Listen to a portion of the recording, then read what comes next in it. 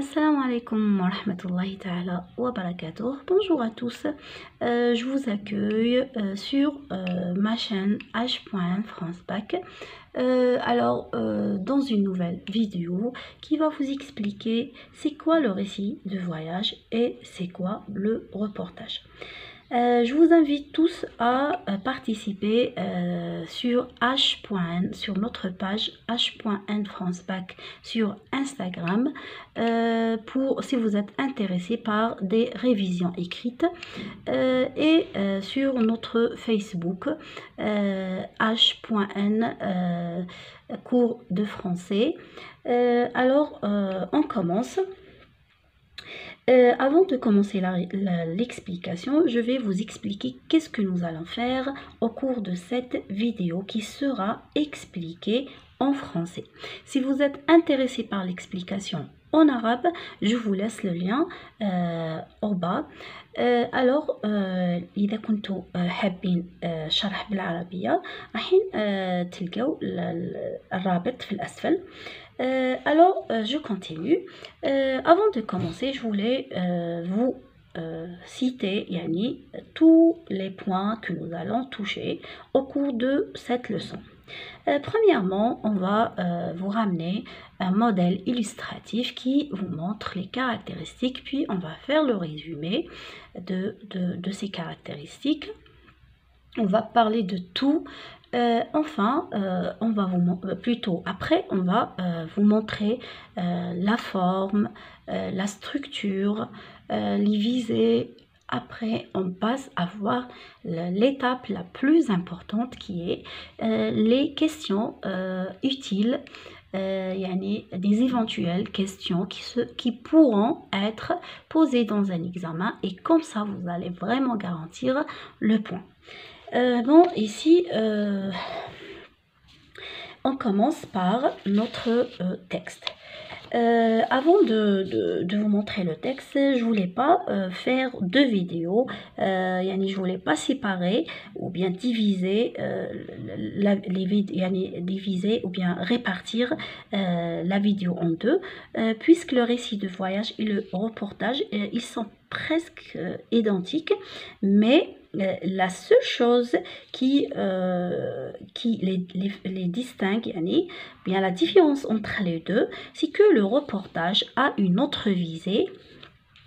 Le récit de voyage, il a le but de raconter, mais le reportage, il a le but d'inviter les gens à visiter le lieu. En plus, le reportage, son but, c'est d'être diffusé dans les médias. C'est en quelque sorte, on va voir tout dans la vidéo. Alors, restez avec nous jusqu'à la fin, et si vous êtes vraiment intéressé, faites un like, pressez sur le like et abonnez-vous si vous n'êtes pas abonné, et partagez la vidéo avec vos amis. On commence alors par le texte. Nous avons ici un texte. Alors ici, quelles sont les choses qui montrent qu'il s'agit d'un reportage, bien d'un fait de voyage? Tout ce qui a une relation avec le voyage, c'est un récit de voyage, bien c'est un reportage. On trouve les lieux, c'est pas des lieux, mais on trouve des villes, des endroits touristiques, comme Janet, Alors, on trouve le déplacement. Le déplacement, ça veut dire que on sent qu'il y a quelqu'un qui se déplace, qui prend un taxi, qui va en train, on sent par exemple on a l'impression qu'il est arrivé à ce lieu, qu'il va démarrer. Alors c'est ça. En plus, on va voir par exemple la description. Parce que l'auteur déjà il est présent et il manifeste avec nous ou bien avec je, mais parfois, rarement, on trouve un récit de voyage bien avec la troisième personne, comme les voyages racontés de Marco Polo. On raconte de Marco Polo comment il a fait ses voyages, comment il s'est déplacé. Alors là, c'est une autre forme de récit de voyage. Alors ici, comme j'ai dit, on fait la description des endroits, des personnes qui habitent cette ville ou bien cet endroit.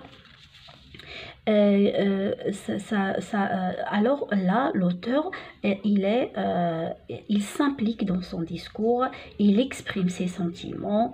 On trouve aussi, par exemple, les verbes de perception, comme le regard, j'ai vu, j'ai observé. Alors ici, j'ai tout un dossier que je vais faire sur les verbes de perception qui sont vraiment importants. Alors, je vous donne un exemple sur les verbes de perception. Attendez cette vidéo très prochainement. Je vais me détailler dans ce sujet. Regardez la vue, comme percevoir, aviser. Et je vais même faire la traduction en arabe. L'odorat, le toucher. Alors, c'est tout, comme vous voyez. Alors, vous trouvez aussi des passages issus de sa culture personnelle. Il peut par exemple nous parler de Janet, de ses vestiges, de l'histoire, alors des passages de l'histoire, des passages ou bien des informations avérées de l'histoire. Alors, toujours, bien sûr, lorsqu'il s'agit d'un récit de voyage, alors l'auteur qui écrit, il peut être un écrivain éminent, il peut être un écrivain connu, il peut être même un journaliste. Par exemple, lorsqu'il s'agit d'un reportage, il peut s'agir essentiellement d'un journaliste. C'est ça, j'espère que je n'ai pas oublié. Bon, pour les temps utilisés, on peut trouver le présent de narration, le passé composé pour les actions essentielles. Ça dépend. Comme ici, c'est l'imparfait. L'imparfait et le passé simple, puisque c'est un récit. Alors, on passe à voir les caractéristiques d'un récit de voyage et d'un reportage. On commence par le reportage. Le reportage, c'est un texte incitatif par le choix des qualifiants et par l'interpellation directe du lecteur. Il s'apparente à la publicité et s'est diffusé aux médias. Alors, ici, c'est un texte qui a son but. Bon, ce n'est pas de raconter le voyage, mais c'est d'attirer l'attention des lecteurs, bien d'inviter les lecteurs, bien les touristes, d'éventuels touristes, pour visiter ce lieu. Alors, il va montrer que de belles choses dans son reportage. Le reportage, généralement, il est diffusé à la télé ou là, bien sûr, dans un journal. On peut, par exemple, on peut voir un reportage écrit. Le récit de voyage, c'est la même chose. Il raconte un voyage, mais son but, ce n'est pas d'attirer l'attention, mais de raconter un fait, de partager son expérience, de raconter et de décrire un fait réel. On va voir par la suite les visées communicatives que chaque chapitre ou là, que chaque type de texte peut porter, peut avoir. Alors, on peut rencontrer aussi l'article d'information, surtout dans les examens. L'article d'information, il n'a rien à voir avec ces deux. mais il ressemble en quelque sorte au reportage, puisque c'est une actualité, une information récente communiquée par les médias. Alors, lorsqu'il vous propose de choisir entre le reportage, l'article d'information et le récit de voyage, il faut éliminer cette réponse. Alors, on va vous montrer la forme du reportage. Comme on a dit, on peut avoir un reportage écrit comme article dans un journal. Comme vous voyez, ça c'est le titre, ça c'est l'accroche, c'est comme le chapeau.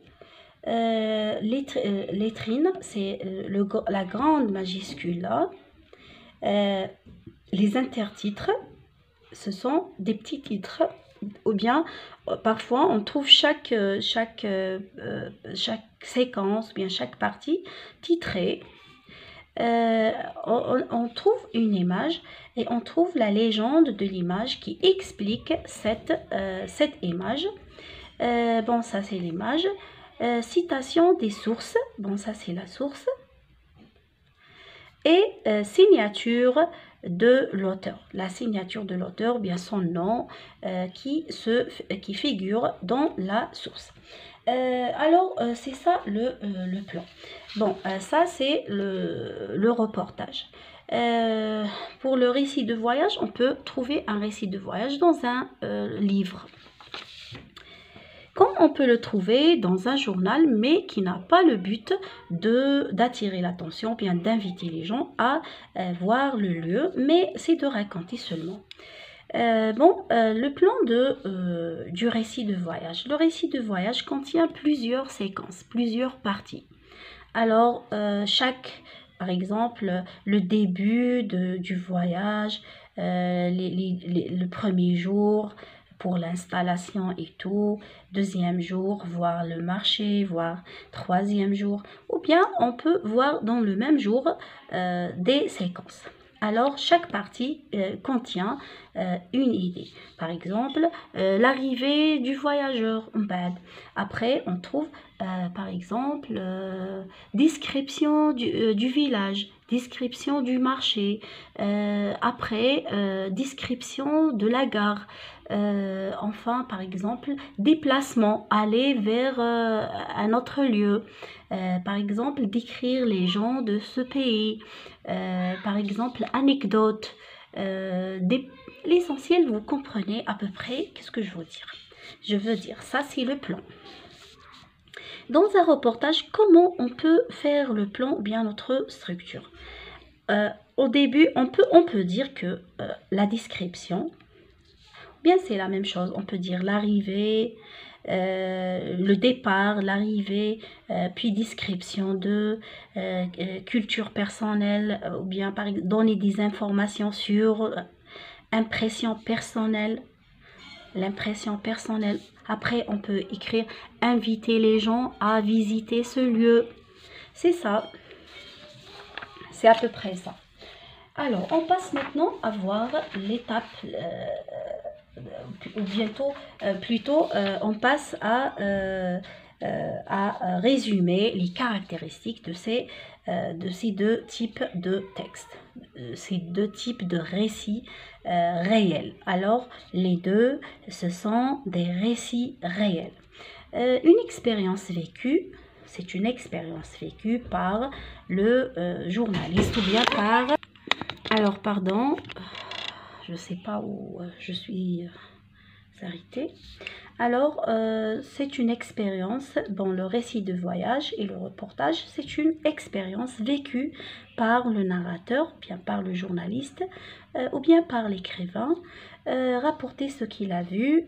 Alors, soit il est un témoin, il voit les paysages, il décrit, soit il participe dans l'histoire.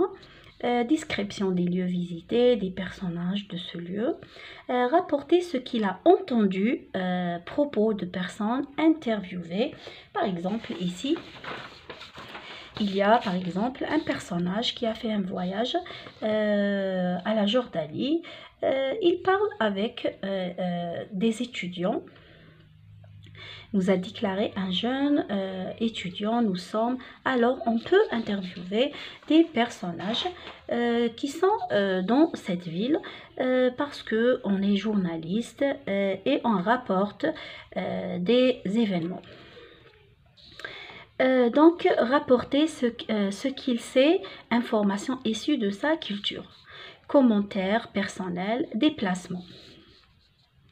Alors, on trouve des passages narratifs, passages descriptifs, indices de présence, je, nous, passage où il exprime ses sentiments et on va voir, attendez-nous, on va faire tous les verbes de sentiments, qui expriment les sentiments bien sûr, comme par exemple la peur, la honte, le bonheur, la colère. Alors on va vraiment se détailler dans ce dossier. On va voir aussi les passages vocabulaire appréciatifs comme agréable, jugement de valeur, le temps passe, agréable. Donc ici on évalue le temps, mais ici on exprime notre position ou bien notre jugement, c'est notre jugement. Alors, on va continuer toujours et on est arrivé à l'étape la plus importante dans cette vidéo qui est les questions éventuelles posées, qui seront posées dans un examen.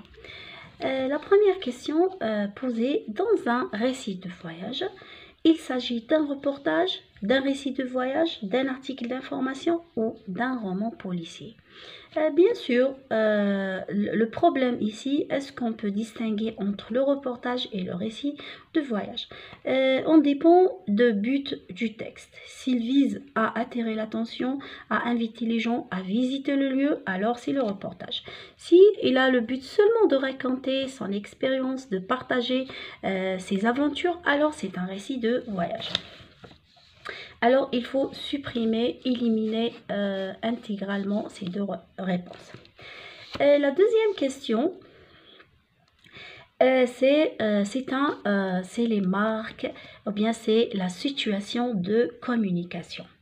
Alors là, il faut faire la différence entre les marques de l'énonciation, de l'événement, qui seront relevées du texte support dans le texte support et ces marques de communication qui seront sélectionnées de la source. On commence par le premier tableau et on va voir après quelle est la différence, comment on peut faire la différence entre le premier et le deuxième parce que parfois il y a une confusion. Celui qui parle, celui qui écrit. Donc, puisque c'est un récit de voyage, il peut être le voyageur lui-même et peut-être le touriste. Un touriste qui fait un voyage et il nous raconte. Le journaliste, ça dépend de la source. L'auteur, celui qui parle, l'écrivain, on va voir s'il y a un livre, édition et tout dans la source, alors c'est l'écrivain. Bien sûr, on peut même écrire le nom si on trouve un nom dans la source.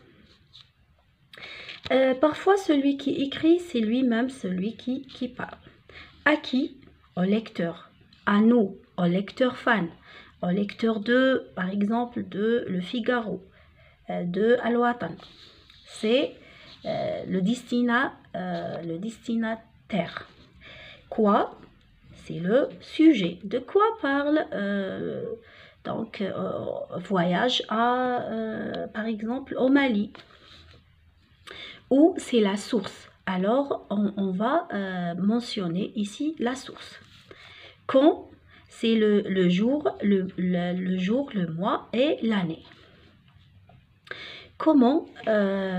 Donc ici c'est le jour, l'année de l'édition. Ce n'est pas, par exemple, ce n'est pas les indices spatio-temporels qui se trouvent dans le texte, mais ceux qui se trouvent par exemple ici, regardez, qui c'est Paul Balta, ou c'est Atlas, quand c'est octobre 1989, parce que il faut Il faut écrire comme ça.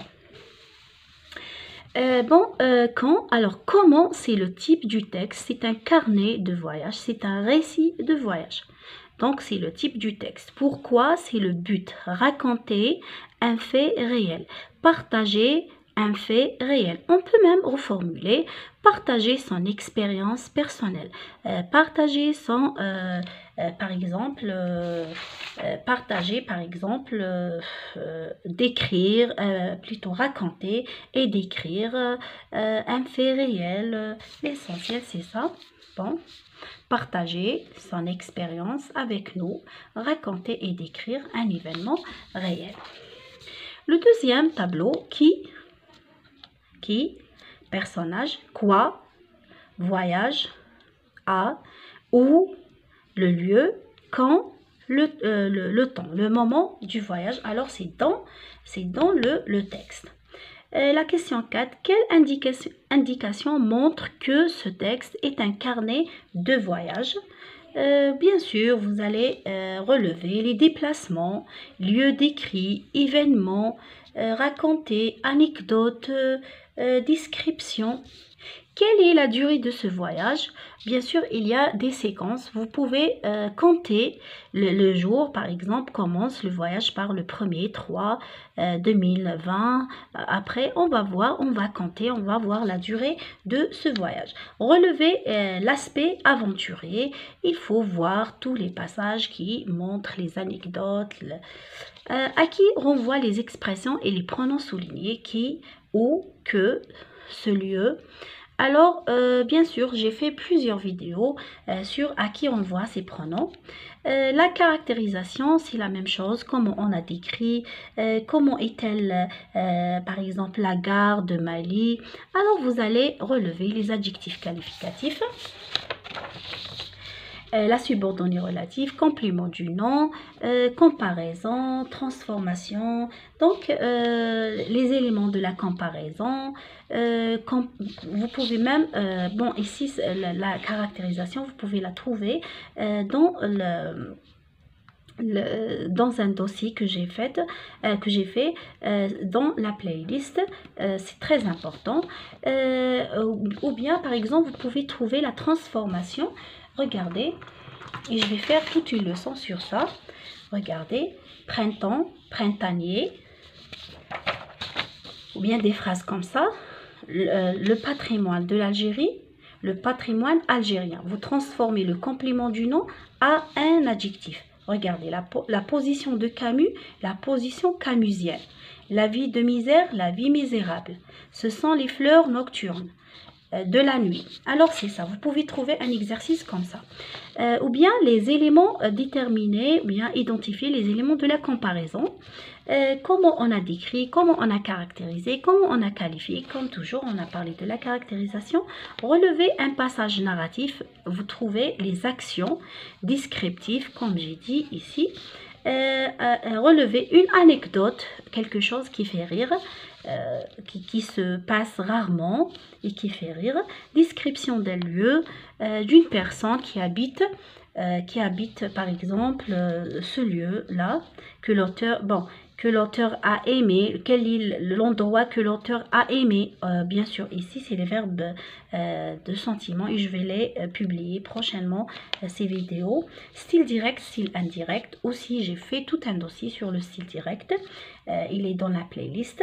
Ou bien, je vais vous laisser tout ça au bas de la vidéo. La visée, le but, partager son expérience avec nous, raconter et décrire un événement réel, remettre les idées données en ordre selon les paragraphes.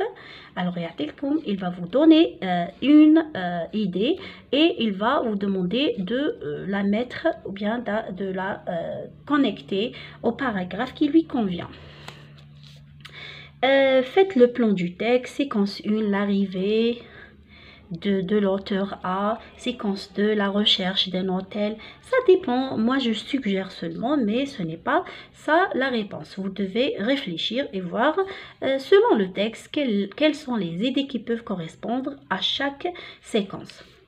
Bon, mais je peux seulement vous aider à retrouver ces termes, l'arrivée, les préparatifs du voyage, ou bien la description de, raconter là, c'est ça.